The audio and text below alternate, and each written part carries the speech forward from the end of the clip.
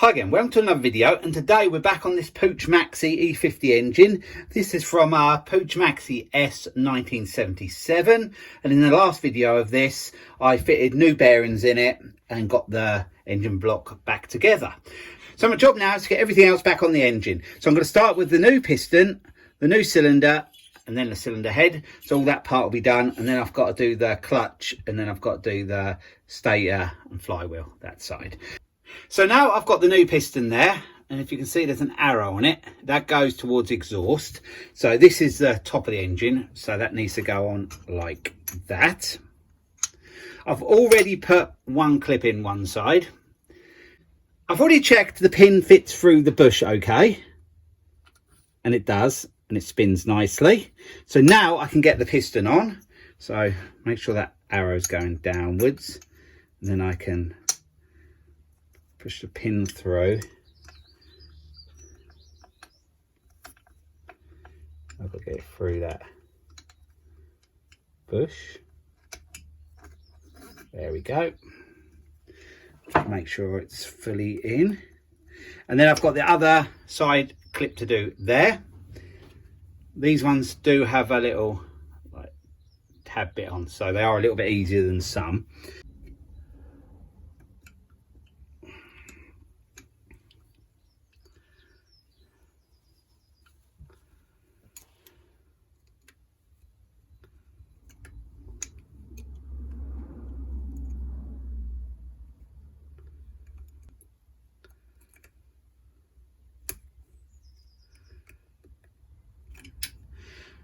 So the clip's all in, so the piston is all on now.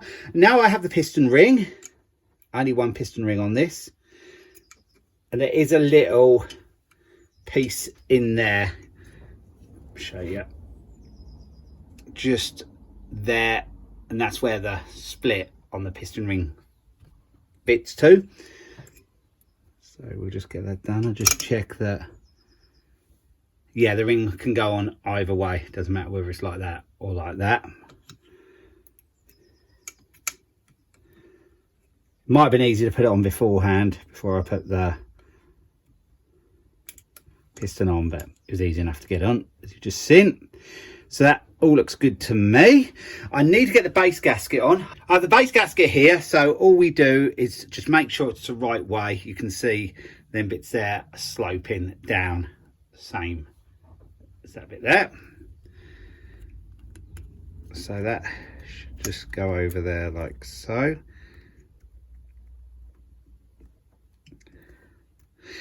And it is, if you look there, I'll probably have to bring you in a bit closer for that. You can see the gasket does fit, but this is where people do machine out the casing.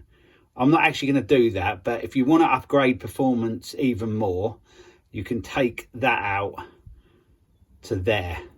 But you have to be careful, because the casing will only allow you to go so far, otherwise you'll get too thin.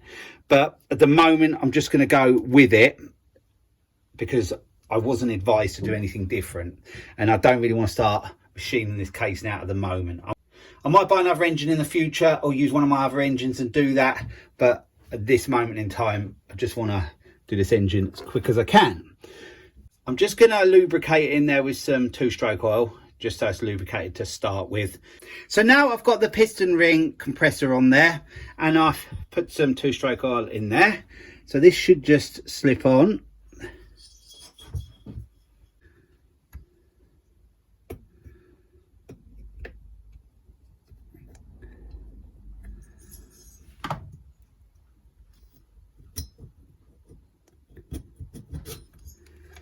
Yeah, that's on. Now I can take that out, and now we can pull the cylinder right down into the block. There, everything seems to be pretty good there. We'll just see if I can turn it over. Yep, I've started to.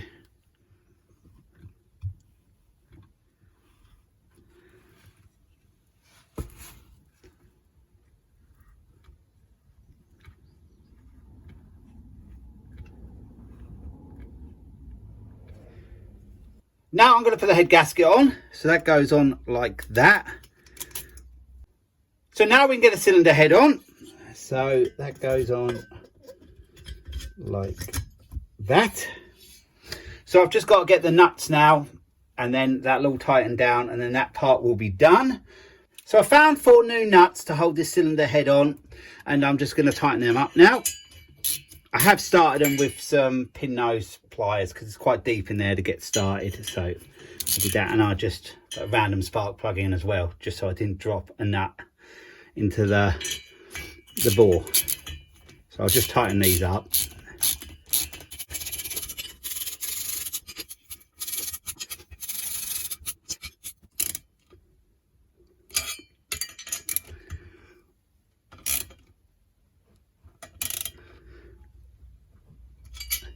So now they're 4 all tight. Personally, I don't bother torquing them up. I just go tight just with the ratchet.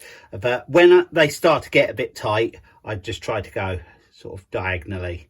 So I take them down evenly. But yeah, I've always done it like that and never had a problem. So that's all done now. The top end is all done. So what I'm going to be doing next is fitting the clutch back on. So now we're going to fit all the clutch pieces back on. Firstly, I have a circlip there. And I'll put that on first. That goes against the bearing, right down in there.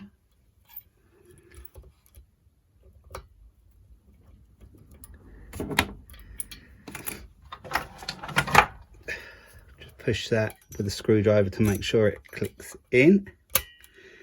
And it has. Yep, that's perfect. Now we have that washer. So that just goes down and fits on top of that circlip. Now we have this bush. I'll put a bit of oil around that shaft so it should help this go on a bit better. It was a bit hard to get off, so it'll probably be quite hard to get back on. Seems to get caught on something, but once it goes into place, it seems to be okay. I was going to file where the key goes in, but afterwards I thought if I could get it on, it's not really going to be a problem, and it has gone on. See, it slides around perfectly now. So I'm happy to go with it like that. So now I can get the clutch drum back in. I have oiled on top of that bush as well.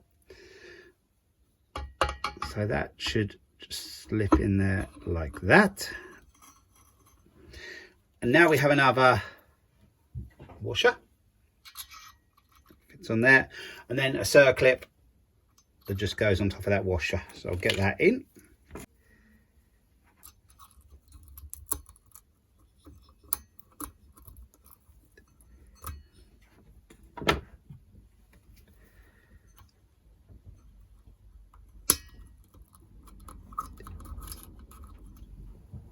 So now the clutch drum is all back in place. The next job is to fit the clutch, but I can't do that yet because I'm changing them springs. I have 2 new ones there. So now I'm going to change these clutch springs. To get them out, I have to unscrew that screw there and that screw there. But these are set. So what I'm going to do is screw them all the way in and then count how many turns out they are. So then I'll know the setting. And what I'm going to do, I'm just going to set the new yellow ones, they're a bit tougher springs, up the same as these are. So what I'll do, I'll start with this one and see how many it has to come out. So I'll screw it all the way in first. So that's half, 1, half, 2, half, 3, half, 4, half, about 4 3/4, something like that. Nearly 5. So I'll take that all the way out.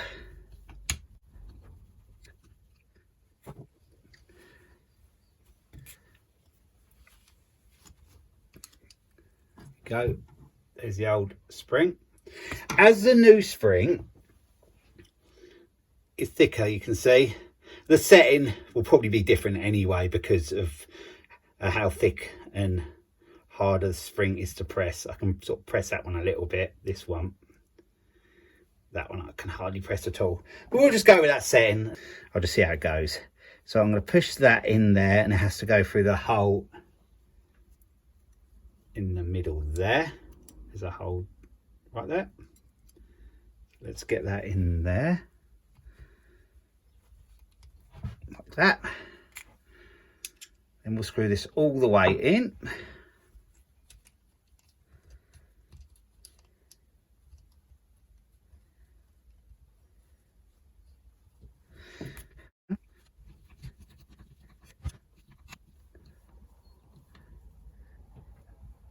That is fully in now, so I'm just going to count these out. Half, 1, half, 2, half, 3, half, 4, half. So I think I'm going to leave that there at 4.5, because I don't want the screw to come out further than outside that piece, and we're getting close. So I'm just going to go with that setting, and I'm going to do the same on the other side, exactly the same. You don't need to see me do that because it's exactly the same process. And then, yeah, we'll just see how that goes when it's back on. So both clutch springs are now fitted, so it's ready to go back into the engine. Why I had to adjust them the same is because you don't want one shoe coming out before the other. You want them coming out at the same time to grab the clutch drum.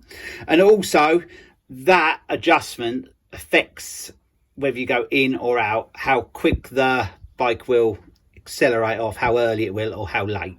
But I've never gone too much into this, so that's why I just sort of set it roughly how it was before. And yeah, like I said earlier, I'll see how it goes. So I'm gonna get the engine back on the bench, and then we'll get this clutch fitted. Before I fit the clutch back in, I have to put the key back in place. So I'll just do it like that, and then get that in there like so. This is where I said that that clutch bush, the clutch drum bush, did sort of get stuck on there a little bit. So that's not fitting in brilliantly. I might just have to give that a little tap with something just to get that in place.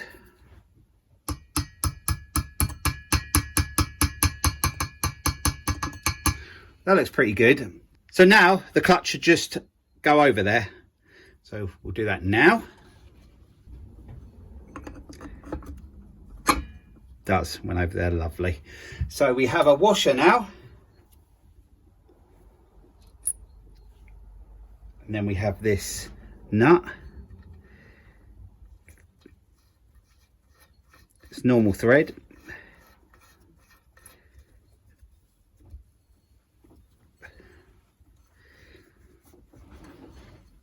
So I'll just get that tightened up off camera, and then I'll be back with you, because I still have this piece to put back on and that holding spring. So now that nut is tight, I used the pull cord down the plug hole method, and I could tighten up then. So now I have this piece here. This piece here goes in there. Then that fits in there. Like that. Make sure that's in place. And then we have this retaining ring here. And that just fits into a groove like that. Just make sure it's in all the way around. Looks good to me. So that's the clutch all done now. I'm going to turn the engine around and do the stator and the flywheel, and then I'll come back to this side and fit the cover on with a new gasket. So now I'm going to put the stator back on. I haven't done nothing to this at all. It was working fine, so I'm just going to put it back. So what I have to do first is push the wires all through that hole there. There is a grommet they go through, but I can do that afterwards.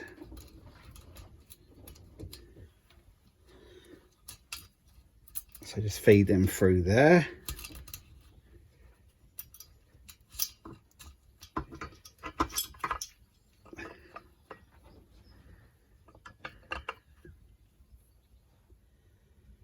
I did mark it when I took it off, and I can just see the marks. I see the one on there, and I see the one on there. Just going to set it how it was. Might have to fine tune it later on, but for the moment this will be fine.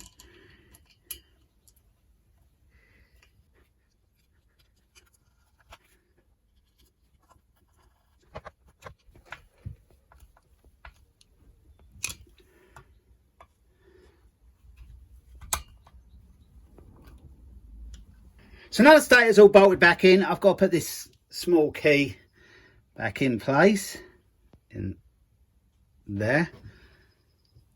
Just check it's totally in.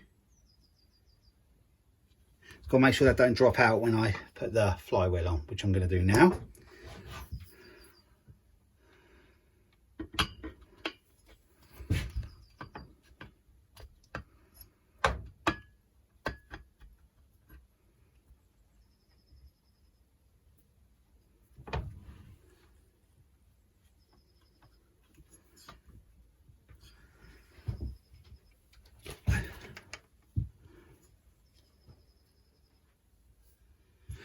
Yes, everything looks good. So now I can put the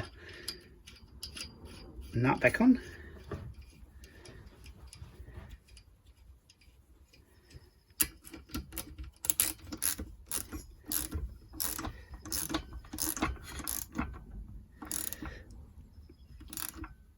I'll do the same with that. I'll put some pull cord down in the plug hole to tighten up that fully, but I'll do that off camera. The next job to do is to put this sprocket back on. I have to put a circlip on first, so I'll just get that done.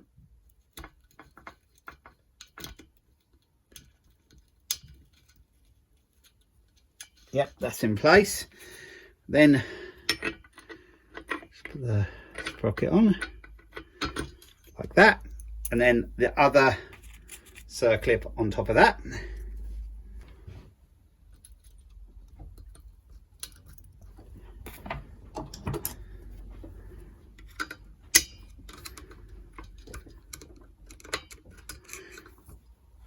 That's all in place, so that's done. So now I'm going to turn the engine around and I've got to do the clutch cover. I have a new gasket here.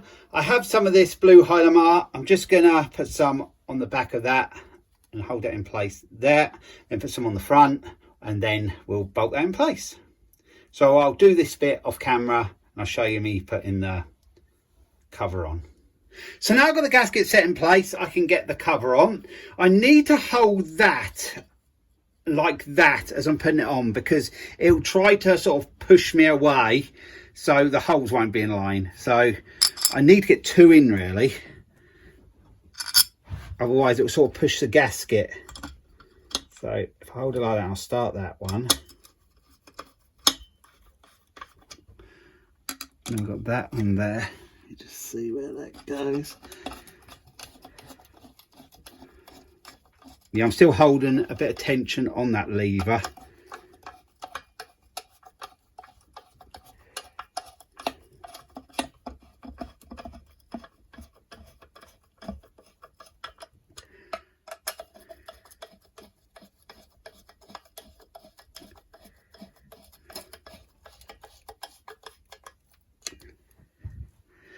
And them two are perfectly in line now.